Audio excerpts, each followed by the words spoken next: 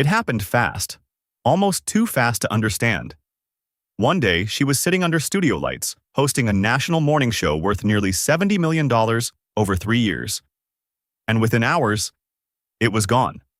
No slow goodbye, no final episode, just silence. So, what really happened to Megyn Kelly? To understand that moment, you have to go back long before the cameras, before the headlines, before the controversies. She wasn't always a television figure. She was a lawyer, a corporate litigator working long hours, buried in documents, building a stable life most people would never walk away from. But here's the thing. Stability can feel like a cage when you know you're meant for something louder. So in 2003, she did something risky. She left it all. No safety net. No guarantee. She started small. Local news. Learning how to speak to millions instead of a courtroom. But her edge was different. She didn't just report, she questioned. Calmly. Precisely. Like a lawyer who already knew where the weak point was. That's what made her stand out. When she joined Fox News in 2004, she wasn't a star yet. But she became one.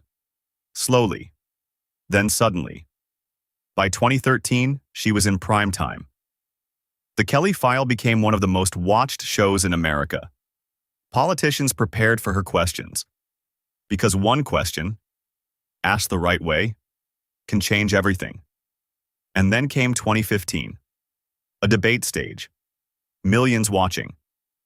She directly challenged Donald Trump on his comments about women. That moment didn't just go viral, it exploded. Supporters praised her, critics attacked her. And just like that, she wasn't just a journalist anymore. She was a target. But success has a strange way of pushing you further. In 2017, she made another bold move. Leaving Fox, joining NBC. A deal worth about $69 million over 3 years. On paper, it looked like a victory, bigger network, broader audience, a fresh start. But here's the truth people don't talk about. Not every stage fits the same person. Morning television demanded a softer tone, lighter conversations, a different version of her, and something felt off. Ratings struggled, pressure grew. And then, in October 2018, one conversation changed everything. A discussion about blackface. Just a few minutes on air. But in today's world, a few minutes can end years of work. The backlash was immediate, relentless, and final. The show was canceled, just like that. Imagine building a career for decades and watching it collapse in a single news cycle. What would you do next? Disappear or rebuild? She chose something different. Instead of chasing another network, she walked away from traditional TV.